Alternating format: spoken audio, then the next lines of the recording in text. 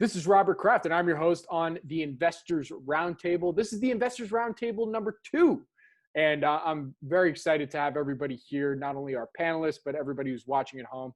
Thank you for joining us today. I just wanted to give everybody a quick reminder that if you want to watch every single episode of the Investors Roundtable, please go to the SNN Network YouTube channel. It's youtube.com/ I think it's / I always get that wrong, but / SNN Wire. And I'll actually be putting up a playlist for the show after the second episode. I wanted to make sure there was more than one episode before you have a playlist with one episode. It makes no sense. Anyways, if you want to follow for updates on social media, go on my Twitter. You can follow me there at Bobby K. Kraft. That's BOBBYKKRAFT. Now, let's get to today's show.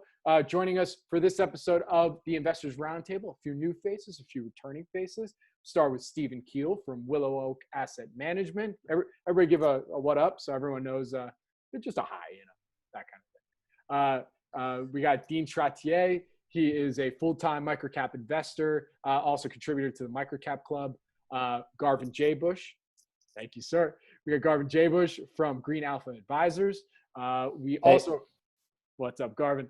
And then returning, we got Kelvin Seetoh from Slingshot Capital, and Kevin Shea, also full-time MicroCap investor, MicroCapClub contributor. Gentlemen, thank you guys for joining me today.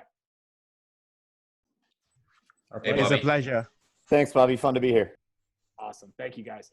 All right. So, in the first episode, we did kind of like, it was our first one. We were getting our feet under us. We were kind of talking about markets in general and the weirdness of everything and how it's going on. But, with new entrants for our panel discussion today, I thought we kind of also just touch on it a little bit and just kind of go from there. So really looking to understand your thoughts on kind of this first half. We're recording this on July 2nd. So your first half of 2020, and then maybe a couple thoughts on moving forward. So with that, Stephen, let's start with you. Yeah, absolutely. Well, thanks for having me, Bobby. It's good to be on with all of you. And maybe the word historic for the first half is even an understatement, where you had such an amazing Q1 in the U.S. markets, at least, and then almost the exact reverse of that in Q2. And, from my perspective, being more cautious, the markets overall, the way the economy has been and all of the uncertainty going forward, it's really amazing that whether the Fed actions or some of the Treasury, and I don't want to get too macro on all of this, but it's really amazing that all of those stimulus has been able to prop up the stock market. It'll be interesting to see how it goes with Q3, coming into the election, and clearly the administration would want the economy to be in as good hands as possible. And then we have a resurgence of COVID cases coming. So, the uncertainty here is clear. There's always some sort of uncertainty. It's whether it's obvious or not, whether it's behind the scenes or not. It's obvious right now. And even with that, it's been amazing how the markets have held up. And it's also been equally amazing if you're in the small cap value space, how they've not. So, you get a deviation in the markets there, and it's time to be a stock picker, but probably not a fundamental stock picker. Now's not your time. For sure. Garvin, are you feeling just as uncertain as Stephen right now with everything going on? What do you think? I keyed on a couple of Stephen's comments. Uncertainty is definitely the word. It's funny every time I see that or I'm watching Bloomberg TV or read it in the press. When everybody says, it's an unprecedented time, I want to say, all right, we know, right? Let's try to dig underneath that a little bit. So that's what I appreciated about your comments, Stephen. There's a little bit more context there.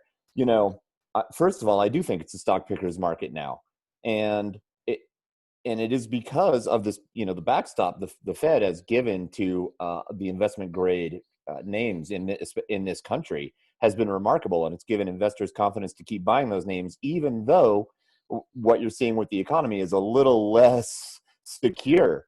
Stephen, again, I think you're right. Investing is always uncertain. It's always about trying to make your best model and projection about how the medium and long-term future is going to unfold in terms of what's going to grow economically. And so the uncertainty is always there, but now it's just obvious to everyone how uncertain it is. So here again, I'm in agreement with you. Where we may differ a little bit is that I think fundamentals are going to be more important. And the primary reason I think that is because in your major index constituents, and I will pick on the SPX here a little bit, mostly with the investment grade being backed by the Fed, you've seen those companies do quite well, although the NASDAQ is the runaway leader right now so far this year. And so what you have are these almost historically high valuations in SPX. S&P 500 is in about its top decile, about the top 10% of its historical average PE. And yet the economy might be in its bottom decile for growth over the recent decades. And these things seem to be a disconnect. And I think that, and Bobby, you know that picking on just sort of blind index investing is one of my favorite topics. And I think that's a big reason why so much money just flows into those 500 names, and it really kind of doesn't matter what their fundamentals are like, and for them to keep getting those flows and their share price getting supported. And so it's not clear to me that their business results are going to justify the share price. And so I think stock pickers will benefit as that starts to shake out, and we see, well, what if we do? Especially in microcap land, which is where you guys live. I'm an all cap manager, so I am in microcaps, but not exclusively. What happens if we look for, well, what does have a little bit better valuation relative to its ability to grow, relative to how the macro picture is going to unfold? So there's some interesting topics there. The fundamentals, yes, Stephen, as you point out, but also a little bit of a macro view. What's likely to have the ability to grow a little bit faster into the recovery? Is most of the G20, not the US, but the other 19, putting in place for sustainable recovery from the current crisis? Does that provide some macro context for some things that are likely to grab some market share coming out of the crisis? Maybe it does, right? So I think if you look for an intersection of decent valuation fundamentals in connection with some of the macro picture, you might have a shot at picking some strong winners coming out of the crisis. So yes, uncertain, but nevertheless, it gives us a few clues about where we might want to look. Anybody want to respond to that, Steve? Yeah, absolutely. I mean, we can just keep patting each other on the back as how much we agree with each other, but happy to do that. But when you think about some specific names, and one that has popped into my radar, and I owned it a year or so ago, C Limited. Kelvin might be familiar with it out in Singapore. There, that I do not own it now, to my detriment. It's gone up more than 100%. I saw it was pushing $117 a share. Not a micro-cap or small cap company by any means there. But certainly this lockdown period has provided benefits to the company, and more people at home, more of a transition into online gaming and that type of thing. Fundamentals there, what does it mean? As a value investor, you're not going to pay that kind of multiple, but I'm not sure what the definition of value investing is anymore. On that perspective, because certainly the long-term growth potential of a company like that is amazing, and you'd love to be able to own a company like that if you're comfortable with the geopolitical aspect of it. And you see that in the U.S. too, with a number of companies that they're just can they gain market share? Can they benefit from transitions? And whether it's the business model itself. Or whether it's access to cheap funding, that their cost of capital has declined and it's unlikely to increase for the foreseeable future for some of these companies. And oftentimes it's the larger companies that have been able to take advantage of that and push out, dominate some of the smaller competitors. Yeah, actually, I just would like to build on what Stephen and Gavin have said. I think if you look at the stock market, there has never been a day where sunshine, shining on you and telling you that this is the perfect time to invest, right? I think there's never been a period like that. Even when the economy was doing well, there will always be worries around. So I think I do agree with Stephen. It's really an unusual time, and I think that it's kind of strange. But I'm not really a micro guy. But what I really do see certain things that's happening is that, it's going to be an even more important time for management to demonstrate themselves, really win and establish themselves even more apparently, because, I do believe that market pays a premium where the management executes like clockwork. And I think this is not like peacetime where, things are expanding really well, but, in a way, it's kind of like the CEOs have to go into the wartime mode whereby things are, just shifting so quickly. Workflows are going to be changed. The methods where you reach out to the customers will be changed. And, some CEOs, they do perform really well when the economy is doing well. But when it goes to where we plunge into a situation where there's a lot of uncertainty, can they perform, right? And I think this is going to be an important time whereby if they are able to perform, it shows you that they are really the kind of management that you want to partner with, that you think that, even in good times and bad times, I mean, when you talk about management qualities, right? I would say that, it's only during the bad times whereby their qualities do really shine through, that you really get to understand more about them. So, and I also think that, we're going to place more emphasis on companies that will thrive, not just, in recession, but also in a situation like COVID-19. So I think really investors are going to recognize that. And I think it's actually an important time to see how things are going to move. Like, for example, is the CEO going to just fire a lot of the employees, or are they going to retain them? How are they doing capital raising in an intelligent way? So this is actually a fantastic opportunity for this management to showcase, their navigation skills in managing people, and also on their balance sheet as well. I can add to that, Bobby. Yeah, please. Kelvin, I think Kelvin's right on the money. I think that, and again, this reflects back on the same topics that we had last session. Exactly the same thing started off exactly the same way. With we're in a certain period of uncertainty. So it's obviously that uncertainty is broadly kept by anybody who's in the game. Having said that, the thing that's interesting to me is that Kelvin was just making note of it. How does the CEO react to those uncertainties, whether they're micro or macro, or whether they are existential to his business or within his business or whatever? And that's going to be kind of an interesting situation. I know that people were saying that it's going to be an interesting outflow of this. There are companies that will go under, for certain, because they just can't handle the uncertainty. They have no plans for the uncertainty. They can't change their strategy, or they can change the strategy based upon what they're feeling, what they're seeing, and what they're hearing from their advisors and the like. But that's really quite interesting because, in the microcap space, management certainly is far more questionable than it might be at a large cap or a mid cap or whatever it is, where, you're dealing with the Fortune 50s or the Fortune 500s or whatever. So I think that's a very, very interesting issue about not just talking about uncertainty, but how others who we rely upon as investors will react to uncertainty. And that I don't even know whether or not we can get into. It's a good question. Try though. Yeah, I mean, for Kevin and Dean, both of you guys that are following those types of companies, have any companies stood out and CEOs that really made effective capital allocation decisions? Now you're recognizing that they are talented capital allocators because of this time of stress, that maybe in normal times they did not have the ability to prove themselves. Have you come across any that have stood out for you? Good question. I think so. Yeah, go ahead, Dean. Thanks, Kevin. So first, I will add that the first half of this year has been the longest 18 months in my investing journey. So definitely an opportunity to learn lots. I think particularly in the microcap space, you've had a perfect storm or a scenario for whether it's just the CEO or the entire executive team to demonstrate their ability to be nimble. And so they've had to turn on a dime as far as getting into the weeds operationally, as well as now, with whether it's the actual bottom or the short-term bottom in business activity, pivot and go back to the capital allocation.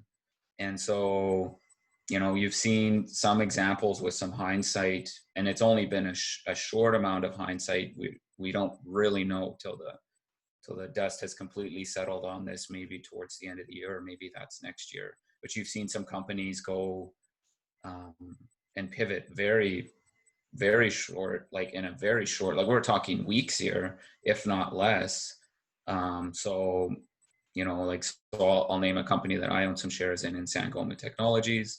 You know, they immediately pivoted to getting, like everyone, getting work from home, but as well as supporting their businesses, which have on-premise and in the cloud unified communication solutions.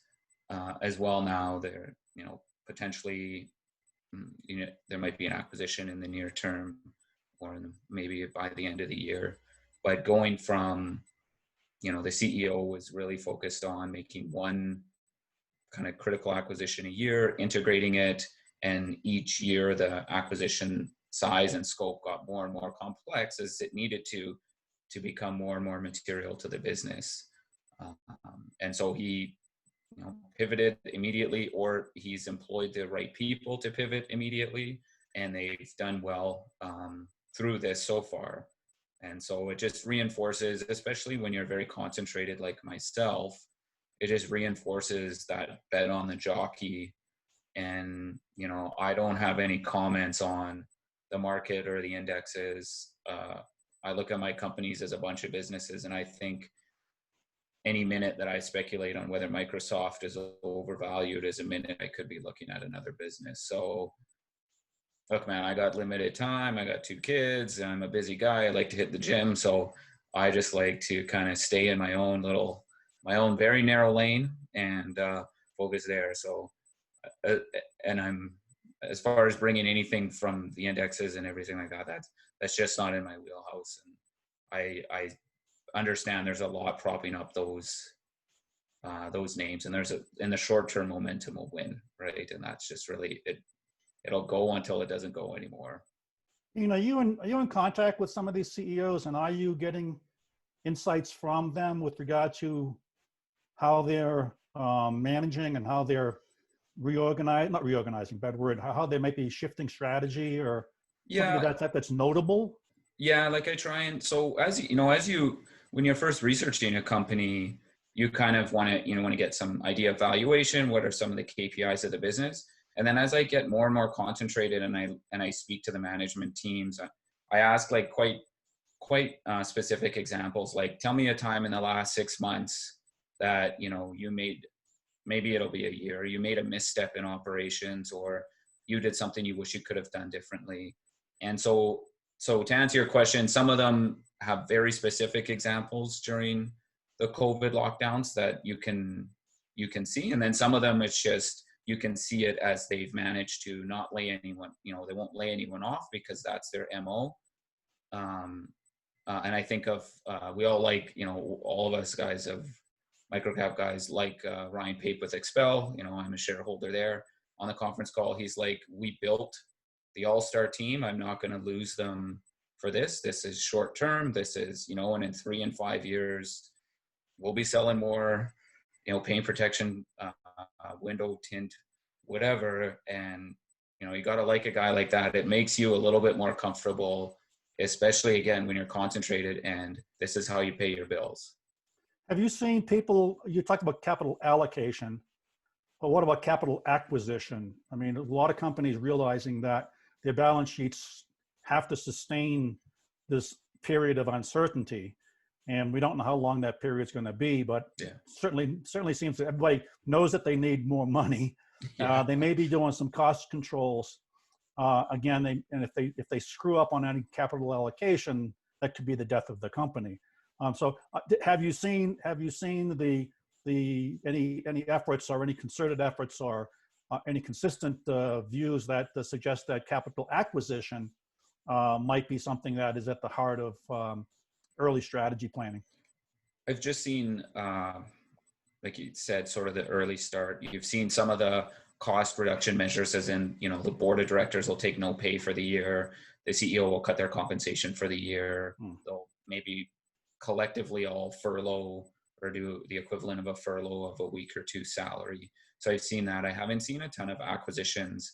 I think too, some of these small companies, a lot of their acquisitions, their targets are private, and they're not subject to the gyrations in the stock market. So as long as that private entity can survive, they're not going to put themselves up for sale in the middle of a pandemic. Like, why would you? And so I was, if you had asked me that question or something similar sort of the end of last year and say, you know, everything's going to get cut in half and you've got the cash on the balance sheet, I hope you do something with it. The reality is I don't think they can pull the trigger that quickly, or at least the companies that I'm following. I don't know if you have any other, if you have. Yeah, I wasn't really mentioning, I really wasn't going toward corporate or company acquisition. I was looking at capital acquisition or, you know, going into the markets to see if they could find some extended Kevin, line of credits. I mean, one hot topic has been PPP loans. Yeah, you yeah. know, that's something that we could discuss real quick. I mean, very curious to what, you know, I mean, there was a lot of companies, larger cap for sure, that were getting a lot of heat for taking PPP loans. I mean, we know some of those names, you know, but we haven't really talked too much about it in terms of the small, micro, nano cap land, you know, because it almost seems like it was, okay, these are smaller businesses. They might really, really need this. And at the end of the day, it is a loan, so they can't pay it back. But still, I feel like these small, micro, nano caps weren't getting as much of the, I guess, quote unquote, heat about taking a PPP than, you know, the Shake Shacks. And I'm not a shareholder of Shake Shack, but I did have a burger the other day, you know, but, you know, I mean, these guys aren't getting the same kind of heat that the Shake Shacks are. Anybody have a comment on that? Think twice about getting a burger there because they accepted a PPP loan? Hell no. And it was delicious. And it's down the street from In-N-Out, but we're sick of In-N-Out. That's why. Yeah, you know, and I think it's all about the access to the capital markets, right? So the larger companies certainly don't seem to be having a problem with bond issuances, with extending and increasing their lines of credit. Interest rates are low.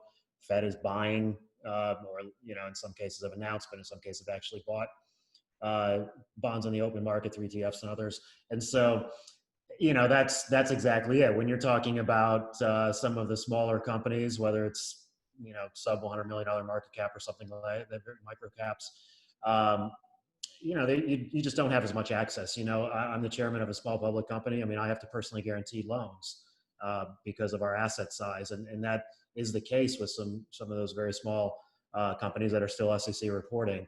And so it's a vastly different situation than, you know, of course, a Microsoft and others. But, you know, you wonder, it depends on the company, the industry itself. You know, Dean, as you mentioned, Expel. Look, I mean, business, I haven't followed it recently, but I imagine business has been hit pretty hard. And, you know, as strong as a company they are, strong balance sheet, and they effective capital allocator at the helm, at some point it does, you know, you do have to make a financial decision as to whether these excess employees can stay on, what duration they can stay on. And at least the PPP loan gave them a little extra there.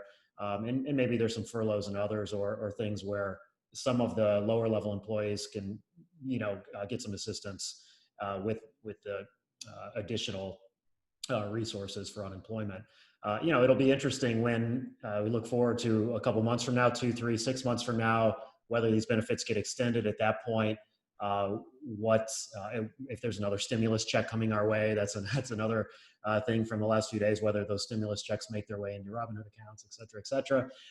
But, you know, some of those small companies where the demand is just not coming back and may not come back until next year, that's going to be tough for them. And, you know, at least they had some sort of bridge, I suppose.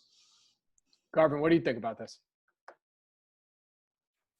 You know, we have seen a handful of the companies we hold raise some capital and shore up with the balance sheet, and in some cases, you know, they are early stage anyway. Obviously, they're public, so not, you know, startup stage, but in the stage before they have a lot of revenues anyway. So we have seen some capital raises, both via debt and issuance of more equity, and I've been pleased to see that in most cases, because anybody with a good long-term story, with a great capital allocator running the show, you want to see them endure and thrive, and you want to see them to the extent that they can afford to, not doing a ton of furloughing and riffing of their, as I forget who mentioned it, their hard acquired top talent.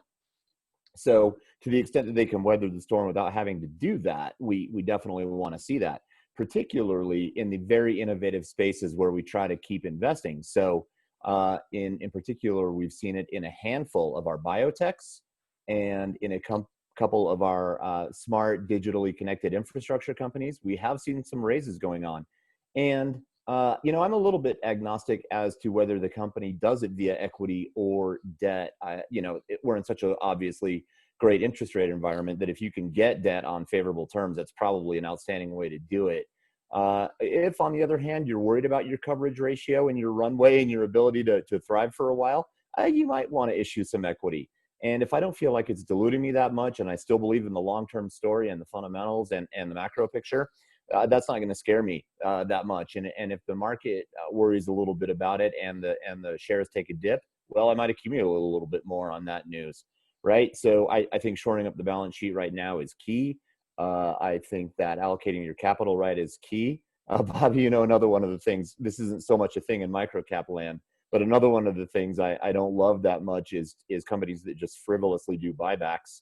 I think going back to one of Kelvin's points from earlier, is that's a clear indicator of the quality of the management team, and it also goes to, well, are you just frivolously burning your capital, trying to juice your share price, or are you more interested in keeping your employees? Are you more interested in growing your business over the long run? Do you want to do R&D, depending on what kind of an innovative firm you are, or maybe not so much?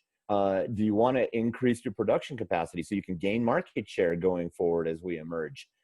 These are the things I'm interested in. I want to see, strong balance sheets, but then yes, very wise allocation of that capital once you've got the tough balance sheet. So it all comes back to management quality, and a fantastic proxy for that is what is their priority stack when it comes to allocating capital. Hey guys, I just wanted to I just want to share, there's this small cap company that I'm actually invested in. It's called IntelliCheck.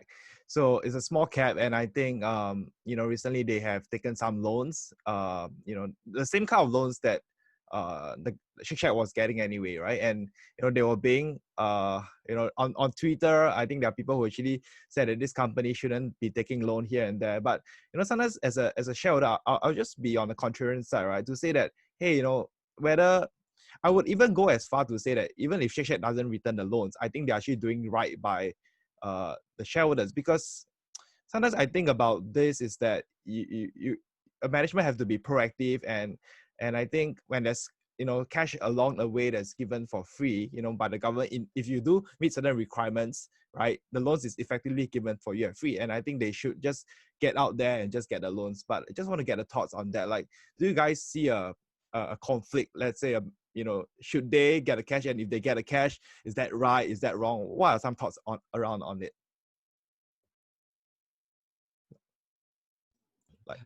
Oh, yeah. I mean, I think the big question there is if it's a Shake Shack, and they have access to the debt markets, and in fact, those loans would be forgiven, because if they use them for payroll, they would be forgiven. That, the argument was that it would prevent more needy, smaller companies, non-public companies, from, the program would get fully, it'd go beyond its funding level. Now, I think that's been extended so far.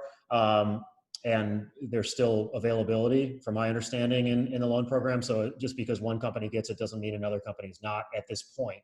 But when all of this came up a few months ago, that was not clear. And it is, certainly it is on, if it was capped and Shake Shack was crowding out a smaller mom and pop company from getting some loan that would be forgivable, then, that would be an issue. But look, all of this, it's just like everything else. Like, it is all very superficial at this point. This is PR. This is marketing. No one is, now that it's clear that there is enough funding available, it's just a PR issue. And you've seen this with hedge funds. Initially some hedge funds or other investment management companies had applied for these loans. Some of them gave it back. And now that the latest iteration of the rule is these types of companies are not allowed to get access to those loans. And so, think about a year or 2 or 3 years from now, when they start auditing these programs like they will, just like they did after the financial crisis, you don't want to be the company that has the bad PR, especially when you're a customer-facing type of company like a Shake Shack or other. And we saw this with like Ritholtz Ritholtz Capital Asset Management, whatever the name is. They recently paid back their loan as well, and they really caught a lot of flack for it, for taking it in the first place. And quite frankly, no one on Twitter that was attacking them knows their financial situation. So it's difficult to say whether it was legitimate or not for them to take it. Well, just to play a little devil's advocate, because to a degree, Stephen, you're right. Look, if these companies qualify for the PPP, they went through and did all the paperwork, and they weren't pushing out any kind of mom and pops from them getting the money. Let's take it a step further though, and say, well, okay, there's the clear PR issue here, especially for a customer facing company like a Shake Shack. But then let's think about the other side. Well, like, what does that tell you about the business? Does that indicate something to you where like, all right, well, is this person running the ship a good allocator or not? Like they had, like, I think we can all agree when we're looking at companies potentially for an investment, you want to have somebody who's running the ship that at least is, saving for that rainy day, or at least knows that if all went to hell, like it did for 6 to 12 or even 18 months, do they have what they need in the coffers to keep things going, or at least have a plan? What do you guys think about that? I'll just jump in, Bobby. It's kind of a conundrum, I guess. I'll go back 3 months when the uncertainty levels were ridiculously high. And I don't know whether or not anybody had any clear capacity for being able to understand where they're going, because it was crazy. To some extent, wouldn't it be smart for a CEO to, quote unquote, take the free money and pay it back if necessary? I mean, agreed. I mean, it was mentioned earlier that Stephen was saying that I don't know the name of the company, but they paid it back. To me, that seems to be almost reasonable. We didn't know where we were going. We took the money. We now more comfortable with understanding where the direction is going. So here's the money back. Okay, I might consider that to be a smart move on the side of a CEO. Again, are you stealing money from somebody else? That could be the downside, where you get kicked because in Twitter or whatever it is, somebody just has a thing out for you. So it's really quite interesting. I almost can't put myself in a position to say one is better than another or one is worse than another. I'm sitting on the fence. I think like we used to criticize management teams for having too much cash, and then now we're celebrating them for having so much cash. So I guess it's a fine line. Like, you can back test all the different economic slowdowns, but I've only been on doing this investing thing through a few cycles. I've seen a couple of little mini blips in downturns, and then a couple of little mini euphoria in sort of one corner of the market. But like, I don't think our system and our businesses are designed to go from 100 miles an hour to zero in a few weeks. So for them, there's the strong balance sheet and more normal and gradual declining scenarios and recessions. And then there's whatever we're going through or just went through. And I think it's hard, and it's easy to kind of sit back and say, Stephen, your company should have had 5 million sitting there doing nothing. But at the same time, we probably would be like, Stephen, if this was December 2019, like, get out there and spend the money. Like, what are you doing here? This is a drag on, and we would criticize that same. So I think it's a fine line. I don't know any business that's really designed to go through a pandemic other than some of these work from home names that had you seen this sort of in January coming and being a global thing, because I'm certainly no epidemiologist. The previous scares, if you will, with pandemics were much more isolated. So that's just I don't know if that added any value other than just hearing myself speak for a minute there. Anybody else on this thought? Yeah, I just think about this moment, like we started off like talking about the management, quality of the management and their behavior during this uncertain time, and how would they what were the actions like, when we talk about the loans as well. So I just want to like get everyone's take on this, right? Like typically, let's say when you go out there, you call a management, and of course I do think that the questions we ask today will be very different, if not for the COVID-19 period.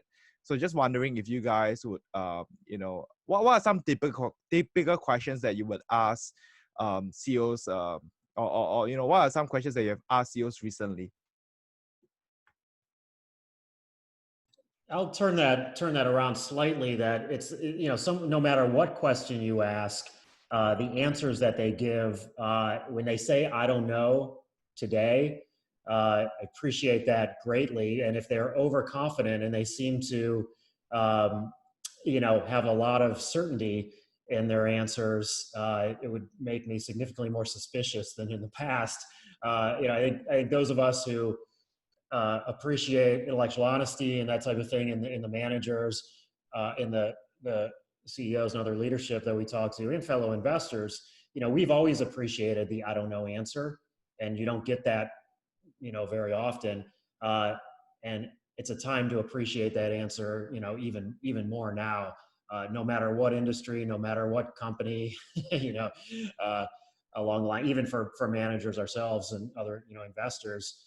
I hope some long-term takeaway from all this from people is they'll feel more comfortable saying "I don't know," because these black swan style things are a lot more common than what they appear to be in the past. Yeah, I think that's fair. I think that's valid. We're talking about, to some extent, predicting the future. Now, I don't mean in a clairvoyant kind of way, but in assimilating everything we know about what the economy is doing right now and trying to project, 12, 18, whatever, months forward and figure out what may or may not work, right? So I appreciate it if a management team is willing to say they aren't really sure. What I really like to see is some scenario planning. If this goes on for another 12 months, here's how we're going to weather it. If we emerge, here's how we're going to gain a bunch of market share as the economy resumes its growth. These are the things I want to see. I want them to have a plan. I want them to have a very clear roadmap about how they're going to implement it in say 2 or 3 most likely case scenarios. I don't need them to war game out 10 scenarios. They're probably wasting time at that point. And then just like how I do with my investing strategy, I want to see them conducting a pre-mortem. Okay, here's our plan. Now, what are the obstacles that are going to prevent me from hitting that, and what can I do about those things? These are the hallmarks of smart management teams. And going back to what one of you guys said about earlier criticisms of hoarding a little bit too much cash on the balance sheet, well, I never hated that much. I think this is a sign of adaptability and plasticity of management. It means they are thinking about scenarios, and it means they don't want to get caught with their pants down in a tough situation. Now, that said, of course, table stakes for any kind of investing is you need to have a company that is productive and that is generating cash flow, or at least has a very clear roadmap toward generating cash flow. And absent those two things, what have you really got? Nothing you want to hold for a very long time period anyway. And we are buy and hold. So that's how I think. When it comes, bring it all the way back to your initial question that kicked all this off, Bobby, I don't think the taking or the declining to take a PPP loan is necessarily in itself a good indicator of whether or not a company is good at capital allocation. I think that all the points you guys made are good. On one level, taking a loan that it has a decent chance of being forgiven just seems like a smart thing to do. You want to shore up the balance sheet, right? This shows, again, plasticity. Well, but then if the optics are going to be really bad and it's going to cost you some goodwill, well, guess what? That's a balance sheet item too. So you got to think through who you are and about your ability to raise cap elsewhere, and about, unfortunately, you could say the optics are a distraction, but that's only partly true. And you want someone who has thought through what that's actually going to mean for the long-term ability of their business to thrive. Not everybody is as cool as you, Bobby. Some people are going to be mad and not eat at Shake Shack, right? I, for one, will still eat there. And I think that especially when it comes to a franchise model where there are local owners who are suffering and laying off people who flip burgers, yeah, I don't think they should really have a problem taking that loan, right? But then, yeah, when it comes to a 10 billion under management hedge fund that has no problem paying their, 18 people that work there, come on, those guys got to pass. They're fine. So I think it's case by case, but that's the deal with all investing. I think everybody here is in one way or another already made the point that just going after a blind index grab isn't going to work. We've got to think a little bit more like private equity investors and take every company on its merits, except in the public markets. And I think that's the wise way forward, especially in a time of uncertainty. Who's managing the uncertainty? Who's not? Kevin, you're muted. He started talking and muted himself. Muted myself. I raised my hand, but I muted myself at the same time. Sorry, it's two thumbs. Look how big they are. And I restate what I obviously didn't say. The idea of scenario planning fascinates me because I do sit on the board of directors of a microcap company, and it's one of those things that we're always, as a board, trying to I don't know if you want to say the word force or cajole or whatever, but get the company and management to begin to envision from any number of different scenarios. I like 3 different scenarios myself, but it's fascinating to me. I'd like to ask the group in their discussions with different management, board of directors, and upper level people, how often do they actually see the outcomes of these discussions? Do companies follow? Do they implement scenario planning activities? Do they reevaluate them every 3 months or whatever it is? Is it something that is constantly in flux to respond to the uncertainties or the changes that are occurring to the company, et cetera? That's a fascinating topic for me, and it's right here. I mean, I just love the idea of doing that. But has anybody else followed through and got to management and actually found out whether or not scenario planning is something that's at the top of their heads? I was going to say, Stephen, you're CEO of a public company. I mean, what happens? Speaking to Kevin's question. Yeah, and probably similar to your experience on the board, Kevin. Where you're trying to hit the right note of stress testing, or what is the bull base bear case for the operations. And it's tricky, quite frankly. It's tricky to find the balance depending on what type of company specifically, what industry they're in, and how much predictability there is. And so, one thing I've always tried to do, both on the operational side with the public company and also as an investor, is to, you find an area, whether it's an industry or find a business line where you can really reduce the number of outside variables and take on more risk in the sense of that you have control over. So variables that you have control over, because, quite frankly, think about, I don't know, you're an oil and gas guy, you're a shipping company, et cetera, et cetera. And these different prices are not only outside of your immediate control, but it's dependent on geopolitical events, it's dependent on, weather, environmental things, pandemics, et cetera. These macro things where all of these variables interact in such a way that it just makes it a very difficult business to make any predictions, good and bad. And when you have an industry like that, then, you generally want, you would want, as a stable conservative investor, less debt and a stronger balance sheet. And ironically, those are the businesses that really swing for the fences on the debt side. And so, it's tough. There are certain industries I generally avoid because of those. You want to take on as much kind of company specific risk. I do, at least want to take on as much company specific risk, and try to minimize the external variables beyond the control of management, and then try to find good management and go from Yeah, there. the interesting question that you bring it all up is first of all, it's risk management. Yeah. You're dealing with the other thing you said is multiple variables, which I agree with. Some of the variables you can control, and you also previously talked about black swans, which of course are those risks that are just unknown, existential, and you really may or may not be able to even comprehend that they might affect your business. So is it really risk? Am I asking about risk management if I'm looking for scenario planning, or how do you view it? Yeah, I think so. And Josh Wolf from Lux Capital has a great quote that what is risk actually? Risk is what's left over when you've thought of everything else. And so I mean, at our board level for our company, we do brainstorming sessions, and things like that for which I think I'd like to see, especially at smaller companies where there is some variability in their businesses, and so much depends on sometimes the personnel involved. When you don't have a brand that's going to last for 50 years or has been around for that long, I like that idea. I think that's a good question probably to ask the management, at the board level, what specific things do you do for risk management? Do you, where does it come from? Does it come from bottom up? From management itself or lower level employees, or does it come top down from the board? Does it come through some sort of brainstorming session in that way? What have you identified that you're willing to share?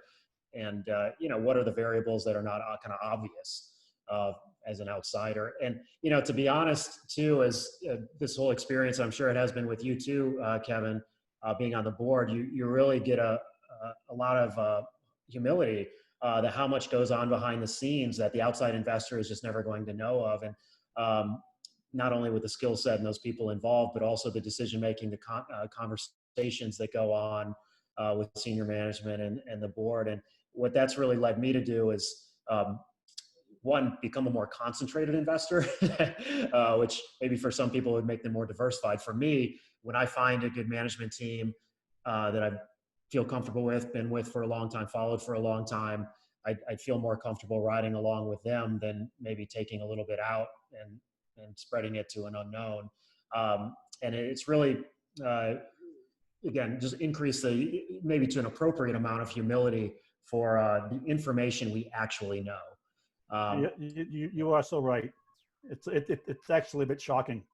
I've been through hundreds of one-on-ones with CEOs, and you're only scratching the surface. So a bit of humility and being able to understand the emotions that are active throughout corporate enterprises becomes more and more apparent. And it's kind of like the detailed stuff is kind of almost easy to understand.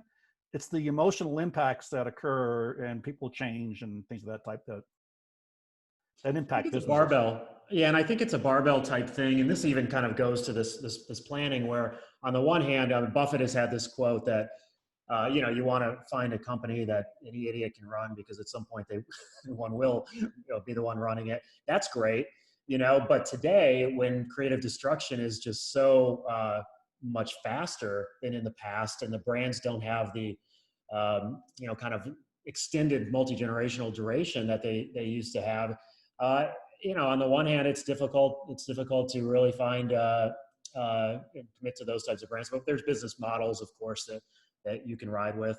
And then over on the complete other side, particularly with smaller companies, they're so dependent on the personalities and decision makings of key individuals there. And in between is probably a place that would not generally want to be. Anyone else want to jump in? Nope. All right. Well, Yeah. Oh, sorry, Kelvin. Go. Yeah, so I mean, it's actually a fantastic conversation. I've been enjoying it, learning stuff as well.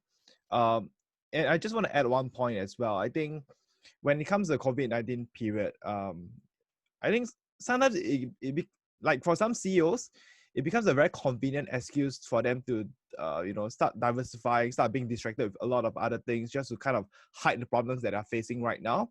So one of the things that I often ask them, and I keep them accountable, is that, whatever communications and plans that they have, every single call, I would always reiterate the questions that I've asked previously to see whether there are some updates on it. And I keep going back to the same questions. And I think it's important. And sometimes it may seem to be repetitive and seems to be boring. Like, hey, Kelvin, do you run out of questions? Like, why do you keep asking the same questions? But you really want to see it, whether do they have consistency when it comes to answering your questions, right? And, instead of having those colorful, nice PRs, sometimes I do feel that, if the communication tends to be more informative and boring, it actually is better. And sometimes, it really shows that the management tends to be more focused towards running the company. So I guess being laser focused and you just want to check whether the management is still being very focused and not just coming out with some convenient excuses to distract themselves away from the problems of the business. And I think it's a very slippery slope that for MicroCap CEOs, they tend to make that kind of mistake. So just wanted to highlight that point. Absolutely. Kelvin, I think that's... Oh, sorry, Garvin. Sorry, Bobby. Kelvin, I think that's a great point. I love re-asking the same questions, and partially for the same reason. I do want to see consistency. I do want to see them sticking to their playbook. But the other thing I value is, are they willing to be adaptable if there's new information, if things have changed? If that answer changes and there's a good reason for it and they talk me through it, I love that. This is a management team that's thinking it through, as opposed to, as I think you correctly mentioned, just going back to their talking points. I don't really want to hear that. I want to hear from a boss who is thinking about things in terms of first principles. What's happened recently that may have changed my answer to that question? I think that's one of the key things any analyst can do when confronting management is ask them the same thing you asked them last time and see what's new. I thought that was a great point, and you don't really ever hear it. Absolutely. Hey, this is a question I had that came up in when you're thinking about your investments, or you're looking at different investments and you're understanding what kind of scenarios or scenario planning that they could potentially do. One word came to my mind, which was moats and the science of motology. I call it a science because it really is. I think we can all agree. And the thing that I'm curious about here, and I'd like to open this up to everybody, is, in doing your due diligence, whether on names you own or names maybe that you had on a watch list or even hadn't known before, have you started to, as a result of doing the scenario planning for potential investments that you're looking at, starting to see moats that maybe weren't there before, or some of these businesses that you were looking at? I'll open up the floor. Bobby, the first question you have to ask is, there are multiple different types of moats. There's a technology moat with you're the only one that has it. It's a patented technology. There are time and service moats where you've been the leader for 100 years and you can't get pushed out of it. There are all kinds of different ways to look at it. And in fact, I'll have to go find this during my mute time. But there's a fellow in Greylock, I forget his name, who has introduced another new moat on the systems of intelligence, which I've been very intrigued by academically. He's talking about, I'll have to read it because it's a very, very interesting formulation that he's pulled together. But there are moats and there are moats and there are moats and there are new moats, so it's kind of a funny conversation. All right, well, here, okay. Look, hey, I'm always due for one dumb question. Okay, we can all agree here. Okay, so let's just chalk that up. But okay, going on to maybe re-asking it, are there new moats that you've been seeing as a result of what's happened with the pandemic? How about that? I'll pull this down for you because it's worth reading. The new moats are being created around artificial intelligence and machine learning and things of that type, where the academic perspective of it is the value is in the integration. Okay, it's not a standalone product. It's not something that's there. It's the value of integrating your technology with someone else's technology. For example, there are places in which, again, I go back to this idea. It's integration. The value is integration because you're so buried into the other guy's application that you can't go anywhere else. Okay, that's kind of the easiest way to find it. I'm going to go find it while I'm on mute. Well, I'll make the Kelvin comment just sent it to me. Yeah. Sorry, Steve. No, I'll just make the comment that in terms of kind of the study of moats of being science, I'd argue it's more kind of like the way the political science might be science. That certainly you have some concepts which should be studied, and there are things we can learn from. But is there a verifiable process? As an investor in that way. And I think it's much more art in that sense. And if you think about business models, especially, it comes to mind kind of Visa, MasterCard, American Express, or you go back to the 70s and you had, a great industry which Buffett identified, were advertisers, advertising agencies and things like that, which are now essentially Google, Facebook, and that type of thing, Apple. And so, it's very, very difficult now because, especially in the tech area, because you don't know 10, 15, 20 years from now if it's going to be the same. I mean, it's like highly likely it won't be the same. So you'd feel much more comfortable, say, investing in like a Costco, that really does not really have an online presence, but has built up kind of that customer satisfaction through the years, and they'll likely be in a similar situation 10, 15, 20 years from now, as opposed to investing in such as a Facebook or something like that, because the business model itself and the industry is a variation of previous industries that they've destroyed. You used to, you'd say in the 70s, the advertising, agencies and different companies like that Buffett in the 60s that Buffett had really liked. The important aspect of that was the relationships and the people.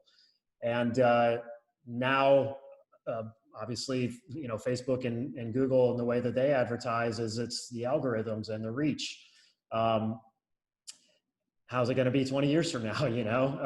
Some of those monopolies and duopolies get destroyed kind of through a Trojan horse or through a way that can't really be predicted at that particular time because of technological change. And I think the state of technological change has improved and increased so fast, and for me, it'd be much more difficult to kind of, make a long-term investment or decision based on the current state. And I've just gotten a lot more skeptical about that, even mentioning like a Costco, I mean, I wouldn't feel as good about Costco in 15 years, from now, as I probably would have felt about Coca-Cola in 1962 over the next 15 years. These moats have been, even if they're going to last, the strength of them have been decreased. Well, let me just jump in and reference whoever wants to read it, an article that comes out of Greylock Venture Capital up in Boston. I can just tell you that the author is Jerry Chen, Chen, and it's related to why systems of intelligence are the next defensible business model. It's fascinating reading. It's potentially more academic than some of us want to look at, but from my perspective, are there pictures? Is that what you need, Bob? Yes, pictures? I would like. Are you a Playboy guy? I only read it. I only do it for the pictures. Yeah, I read all the articles. Is there a centerfold? That's all I want to. There. Let me see. There's a picture. Yeah. Oh, good. Oh, good. All right. A couple of pictures. Oh, there's systems of. Oh, yeah. It really has to do with being able to integrate to existing systems of record. And if you want to call them systems of record, which are in fact applications, or systems of operations record, where you actually find your way as a bosom buddy to a company that's not like a Costco. It's not going to go away anytime soon. But I think that's worth reading if you're interested in moats. Definitely will. I don't mean to change topics real quick, but I wanted to focus on a topic that because he's here on this panel today, I think it'd be really cool to get everybody's perspective. And that's Garvin, throwing it to you on ESG investing, and what's going on and your thoughts on ESG investing, especially right now. So you want to kick it off and we'll kind of go from there. Sure. I totally had a comment about moats versus the pace of change, but that's okay. Well, real quick, if you want to do that, and then all right, I'll just do it real quick. Yeah. Well, I think that there's an intersection between what Kevin and Steven were saying. The legacy moats are interesting, and yet change is so exponential. Are you really comfortable holding the legacy moats? I was just wrestling with this because I was looking at a water infrastructure company that is trying to start to do things like integrate the Internet of Things and have smart meters and help municipalities do a little bit better job managing their systems and connecting to smart cities. But they're way behind. They're just getting lapped by more technologically advanced companies. And yet, municipalities and water utilities are really slow to change, and they're not going to bail on that vendor anytime soon. Okay, so it's not going to, like Kevin, like you were just saying, it's not going to disappear anytime soon. But Stephen, like you were just saying, we live in this time of exponential change. For my money and my clients' money, I'm a lot more interested in the innovator and a lot less interested in the legacy moat because it's going to get disrupted. Now, is it going to be next year or in 10 years? I don't know, but I do know that it's coming. So for what it's worth on that last point, before we talk about ESG, that's where I come down. I want the leader. I want the one that owns the IP around the most beneficial, economically productive innovation. And I want to hold it for the long run. And if the narrative is, oh no, nobody's ever going to bail on the, you know, in Stephen, in your example, the Costco, nobody's ever going to bail on that. Well, then maybe that gives me a good entry point for the new hotness to you know, buy the IP of the thing that is going to disrupt it. The legacy moat is interesting, but you can also get caught with your pants down on it. And no disrespect to the greatest investor of the last century, but I think that's exactly what he did when he bought Kraft Heinz. He thought, hey, here's something that hits my value screens. It's super low PE, it's super low price book. Wasn't thinking at all, evidently. I shouldn't put myself in his shoes. But he evidently wasn't thinking about, okay, but what's the growth trajectory from here? Great, it hits my value screens, but what is next? And I know his mentor and great teacher, Ben Graham, being the ultimate value guy, would have said, you know, you just do value. You just look for the screens. Thou shalt never do macro, is what he would have said. Well, that's not true anymore because exponential change. So the legacy moat, yep, you can find some stuff there, but it's just not as interesting to me. You got to try to scenario plan and war game out 10 years forward, right? So for what it's worth, that's my point there. And just to dovetail it, if I can, Bobby, I think that's part of what ESG is trying to do. Bring some additional information to bear to help us think about how the economy is evolving. Now, is it good at it? We can talk about that. Like, ESG is so nebulous that there are as many ways to define it as there are growth or value or any other style of investing. And so it's a real challenge. And I think that there are genuine attempts by managers to try to leverage new streams of information to find growth and or value. And I think there are very, very cynical attempts to simply greenwash a strategy and take advantage of something that is trendy right now and try to gain some accounts. So I think that that's one of the problems that we're having. I'll just start it with that and then throw it back to the panel. I think that's one of the problems we're seeing with ESG is it doesn't mean it will. I was going to say it doesn't mean anything, but it's actually the opposite. It means whatever whoever's looking at it wants it to mean. And therefore it lacks a lot of very specific, it lacks specificity. And so it's tough. Garvin, I agree with you entirely. I'm a cynic about ESG. I can make any company that you want, I can make it into an ESG company just because. It's very, very easy to do so. And actually, I've written on this topic about how easy it is to make any company an ESG company if you're looking at it from a standpoint of investing. Okay, I'll only invest in companies that are socially interactive. That means I can invest in any COVID company I want. I want to do it on energy. I can invest in any solar, wind, electrical. I can even get into gas companies. Okay? Absolutely. So it becomes cynical. So you and I may remember, excuse me, social investing back in the late 70s and early 80s. Same principle, same things going on.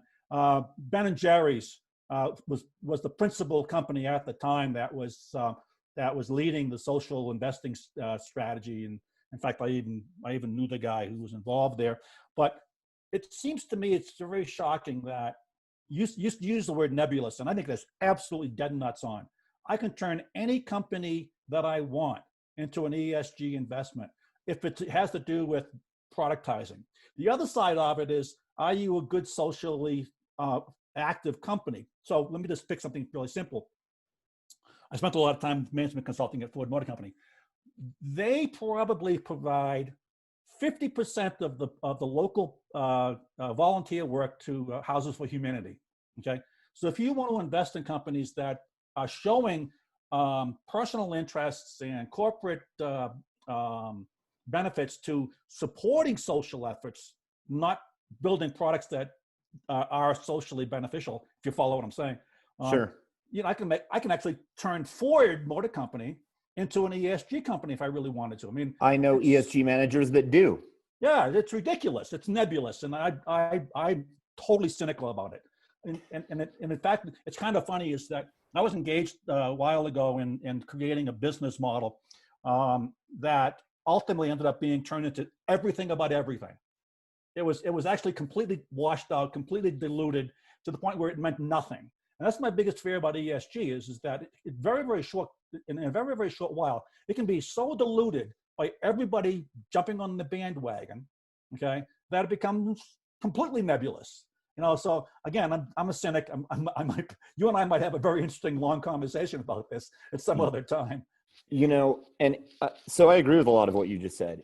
And in a way, I think it's a shame because I think there are interesting stones to be uncovered by doing outside of the box sort of analysis. Like I was saying in response to something Steven said, I do think it's important for us to think a little bit more like private equity managers and really take each company on its merits. So ESG, some means of applying ESG criteria could help us do that. But everything you said, though, about its actual application in the real world today is 100% right. And so I think it's hard for clients and investors, especially the non-specialists whose business and life is doing something else, like whatever their career is in the non-investment management world. It makes it extremely hard for them to figure out what's going on. And it in turn makes them think, yeah, it's so diluted, I don't even know what it is. And if I can just jump on the cynical bandwagon with you, I am a little bit amazed to see some ESG rating systems that throw companies that are just visibly deleterious to the ability of the economy to thrive over the long term, get good ratings. It reminds me a little bit, I'm sure everybody here has either or read the book or seen the movie Michael Lewis's story, The Big Short, about the 2008 collapse. There's a scene in there where one of the guys who took a short position makes the comment that, these guys that were bundling the subprime mortgages would just come into the ratings agency and tell them what rating they wanted. And if the house didn't give them the rating they wanted, they just went somewhere else. I kind of feel like that's what happens when you see Chevron and ExxonMobil getting very high ESG ratings. If you're thinking about first principles and you're thinking about a pre-mortem, what's going to cause the economy to collapse over the long run, it is the burning of hydrocarbons at a huge scale, which is what those companies exist to do. So if a company like that can be ESG, I don't know what to tell you. Obviously, you're all G and no E. Okay, with that I'll pause. I'll let you guys weigh in. Well, actually, a question back to you, Garvin. Talking about the kind of the people, the infrastructure, so to speak. I mean, on the allocate of the ESG community, how has your experience been with the allocators and prospective allocators? Maybe I'm sure all your investors understand it very well, but some others out there that you might have interacted with, are they recognizing this issue? What type of are they relying on third-party verifications? We run into a lot of both. It's new enough and it's Wild West enough that a lot of folks don't know what else to do but rely on third-party scoring systems. And I try to make the case to them that while that seems like a good idea, there's so many different ways to slice ESG that they may have a tough time understanding what they're getting there. And so for the moment, I mean, until there's like a FASB or a gap for what these things mean, there's no shortcut. You have to think about, so I like to think more in terms of impact. And I encourage prospects and clients to think about what it is. So let's be clear, I'm an impact manager, and many of our clients do define my strategies as ESG. I think it's heavy emphasis on the E, because I think that E involves the greatest systemic risks with the greatest potential to undermine the global economy over the long run, and therefore they're the ones we need to solve. And so therefore the solutions to those risks are the most likely to gain market share and help grow my clients' wealth. But I tell them that I wish there was a shortcut for you, but in the absence of a gap or a FASB for what you mean by sustainability, or what you mean by impact, or what you mean by ESG, really you have to do the homework, and you have to open up the strategy and look at every holding and make sure that each of those holdings is in line with what you mean when you talk about trying to have impact. I was at a conference out on Nantucket a couple of years ago that was for family offices and high net worth folks. And they do a lot of private equity investing as well as public equity investing. And, ESG, Kevin, your cynical side will like this, is diffuse enough that a lot of these family office representatives were saying, we just think you got to stick to private equity because we don't think you can actually have impact with public equities. And when it was my turn to get up, I said, it isn't that you can't have impact with public equities, it's just that you usually don't. So again, you got to open the hood and look at every holding and the strategy you're considering buying, and making sure that you think that those holdings are in line with what you mean when you say impact. Because again, there's no standard definition. People don't love hearing that, right? Because that's homework. That isn't, oh, awesome, the ESG score was AA, I'm going to go ahead and buy that. It's, oh, I got to look. And, for a non-specialist, that's a pain in the butt. The interesting thing that got me into this whole evaluation that I undertook was, for a good reason, I had to go out and read probably about 50 corporate sustainability reports. And that opened my eyes, because that was a corporate initiative saying how wonderful we're going to be in the delivery of our services. Yet it was also, your great word, it's nebulous. We're going to be wonderful, we're going to do this stuff, and we're going to just sit back and relax, it's going to be really, really good. But how do you find that the statements that are being made by these companies about that you find in the sustainability reports give you insight into where to look to see whether or not they actually are engaging in some sort of ESG strategy? Sometimes, but it really is a mixed bag. I think that some sustainability reports are well-intentioned and full of fantastic information. Others, to be honest, are straight up kabuki, and you can't believe a word in them, or maybe that's going a little bit too far, but you need to read them with a lot of cynicism. And my approach to cutting that Gordian knot is to minimize the emphasis that I put on the content in the sustainability report, and rather just look at their source of revenues. What are they getting paid to do? I think that is a clean way to slice that knot, because if you can define the majority of a company's revenues as coming from a business that is doing something to lower the overall risk profile to the global economy, coming from one of our major systemic risks, one of the big system level risks, with the power to undermine everything we've built these last couple of centuries, well, then for me, that's impact. And if they're not, your example of Ford is a good one. Now, that is a fine company with a long and proud history and a lot of great tradition. And maybe on the social and governance side, they are second to none. But on the environmental side, it's a little bit tougher of a case to make, because what they do is they make internal combustion engines that are one of the principal demand drivers for fossil fuels, which we know is bringing us close to facing some sort of system level collapse within the next few decades. So by straight up definition, that makes a terrible long-term investment. Now, to the extent that they could pivot and become more of a solution than a cause of a system level risk, cool. But for now, they haven't really made many moves in that direction. So it comes right back to, how do they get paid? Where are they earning their revenue? If it's from selling internal combustion, Well, I think it's a mistake, like a lot of investors do, to lay all the blame for climate change, for global warming, at the feet of the extractors. So when you see a fund is fossil free, what they mean is, no extractors, no Exxon, no Chevron. I think that the demand drivers for those products are just as culpable. And if you really are interested in, again, first principles, if you really are interested in diffusing that risk, you need to avoid the internal combustion engine makers too, and the fossil burning utilities, and a lot of adjacent industries. So I think that rather than relying solely on an ESG report, while that may contain some interesting info, really you need to put your priority stack in the right order and start with, what do they get paid to do? So is that how you're defining it for your clients, is how they get paid? Yeah, that's my top level heuristic. You need to be deriving the majority of your revenues from solving a system level risk. After that, yes, I'm interested in your sustainability report.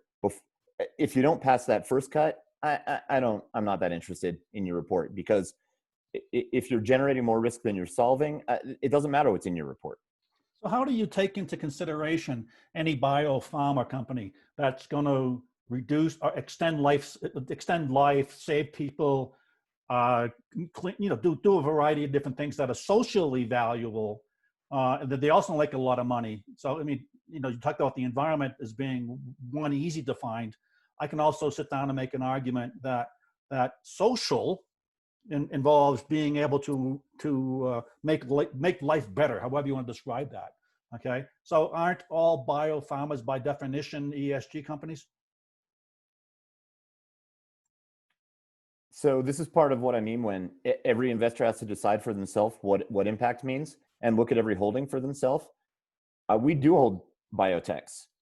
We view the inevitability of the next pandemic, as well as the disease burden carried by the global population resulting from legacy economic practices, such as use of glyphosate, such as burning of fossil fuels, as lowering of overall system level risk. Some of the biotechs we put in with over the last couple of years are now key responders to the COVID crisis. Now, we didn't put those in there because we saw COVID coming, because goodness knows we did not know the timing or severity of the current crisis at all.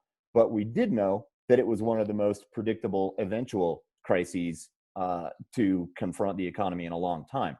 After SARS and MERS, any epidemiologist you talk to, or anybody who even really is thinking through what the likely risks to economic growth were going to be over the next couple of decades, would have put, and indeed World Economic Forum did, put emergence of a pandemic right on that list. Well, we're interested in solutions to system level risk, right? So we did, and then coming back to Stephen's comments about exponential change. Okay, who are the IP owners of the most interesting ways to approach that particular risk? The value always rolls up to the intellectual property owner, right? So who has the ability to most quickly and generatively come up with a vaccine? And not even on the vaccine side, also on the therapeutic side. Who are the strongest names there? Well, we came up with a basket of those and we put them to work.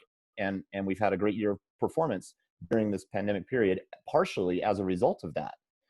So there's no super easy answer to your question, but in terms of how I define impact, it's, yeah, there are some names in the pharma space. Now, most of them are mid caps and small caps that are doing a lot to try to diffuse system level risk around health crises. And I think, well, or at least they were small caps. And I think that starting from a premise of, I think that you're going to get great tailwinds out of looking for two things. One, innovation and relentless pursuit of more innovation. So this is part of the reason, Bobby, why I don't love buybacks. I'd much rather see you doing R&D than buying your shares. And then two, the second tailwind, who's going to solve our problems? Who's going to crack through the pre-mortem of what's going to cause economic slowdown, if not outright collapse, and solve the things that are going to prevent us from thriving indefinitely? I think if you can find the intersection of the smartest innovators who are helping us solve for our biggest system level risks, you're onto a pretty nice portfolio. And that is how I define impact. not every manager feels the same way. All right, everybody. We're getting close to the end here, so I'd love to get everybody's final thoughts on any of the topics that we just talked about, and or just anything at all. You could read a poem. I could care less. But let's go to Dean. Your final thoughts. I don't have anything really enlightening to say, Bobby. I just wanted to say thanks for having me on. After listening to the other panel members speak, I'm proudly bringing the average IQ down a few points. If anyone does want to reach out, I can always plug my blog and everything like that. But yeah, this was great. Let's hope the second half of the year is a little less intense than the first half. I'll settle for that. I'll say amen to that. And real quick, Dean, where can people go find more information about you and your blog? Everybody will do that too at the end of the year. Sure.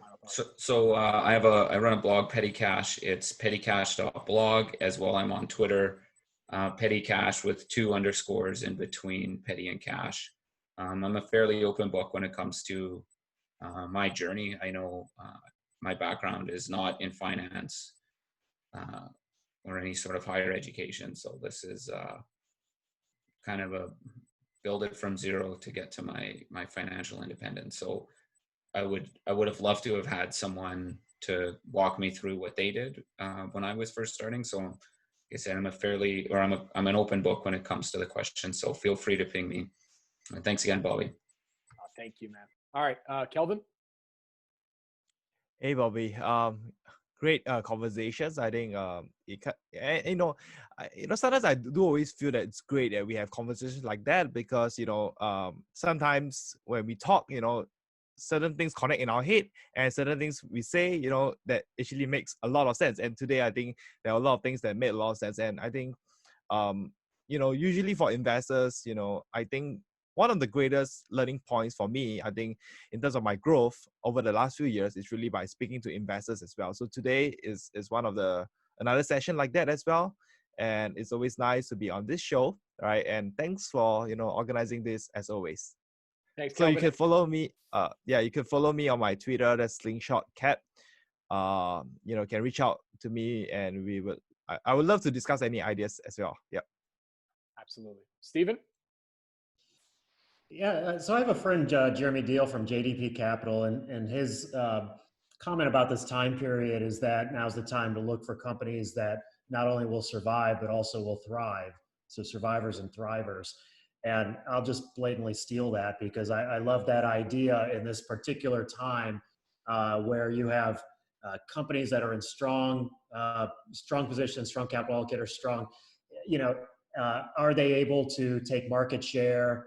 Are they able to make decisions that actually increase their moat, however you want to define it, going forward, or give them a greater opportunity for long-term predictable, growth?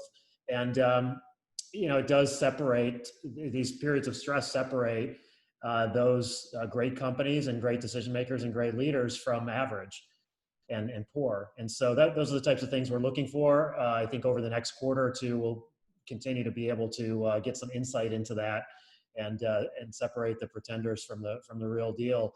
And so that's what I'm looking for from a kind of bottom up individual company type basis. Would love to kind of hear any feedback and suggestions from anyone who has a particular company that they enjoy. They can recommend to take a look at. From there, to echo Dean, looking forward to hopefully a little bit more predictability here in the next quarter or two. You can find me at, I run a fund called Arquitos Capital, ARQUITOS, arquitoscapital.com.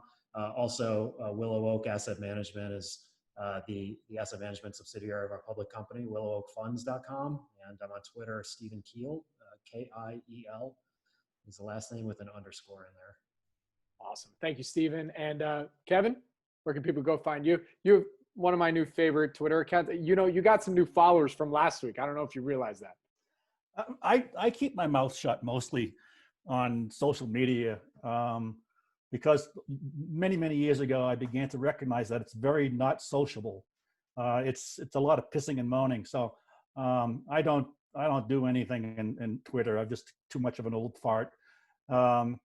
I'm also a cynic. So, it's like when Gavin and I were having a conversation, it was nice to see kind of two cynics going at it. That was a great conversation. But Bobby, you and I have spoken, and the idea of putting together a session like this, I think, is very valuable because it opens up a lot of interesting conversations. And as Kelvin has said, sometimes you just don't even know where it's going to go.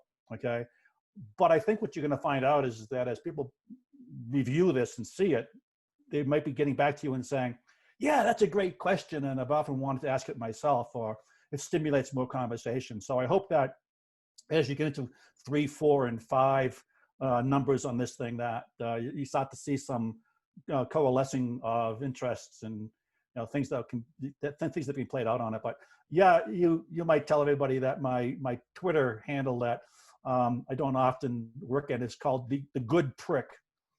So yeah, it's about where. And what you don't want to do is you don't want to follow me as Jason has said, is that the last thing you want to do is follow me into a one-on-one after I've questioned the CEO. Because, for example, I asked one CEO, I said, "Why are you the CEO of this company?" And the guy could not answer the question. And he's still running the company, and the company still sucks, but it's really quite funny. So yeah. I think it's good, but Bobby, again, you know that I'm supporting with whatever you can do, and I thank you. I don't want to be the hog on my left side of the panel. So hey, good fun. Hey, you're always welcome on. You know how we do it. But I think actually for future panel, I'm gonna also pose it to Twitter as well and ask for topics, and see what people want to know more about right now. I mean, there's some really interesting stuff out there, that's for sure. But Kevin, you're always welcome. Everyone here is always welcome back. So, all right. So Garvin, please, final thoughts. Hey, Kelvin and Kevin both said it. It's all about the conversation. It's been great. I feel like I've learned a lot and made some connections. It's all about the connections, right? The network science tells us you can't have too many nodes in your network. So this has been fantastic, Bobby. Thanks for getting us together and for hosting a great conversation. Thank you, Garvin. Where can people go and follow you on social media and also your website? I'm personally on Twitter at Garvin1313. Believe it or not, there were enough Garvins on there that's where I had to go. And we are at Alpha Verde as a firm. Green Alpha was taken, so I went with the Spanish on it. And then our website is greenalphaadvisors.com. Awesome. Well, you guys, thank you so much for joining. This was so much fun. Have a great 4th of July weekend. Either quarantine in place or going someplace safely, and wear that mask. And I'll talk to you guys soon. All right. So take care. Thanks, Bobby. Thanks, Bobby. Thanks, guys.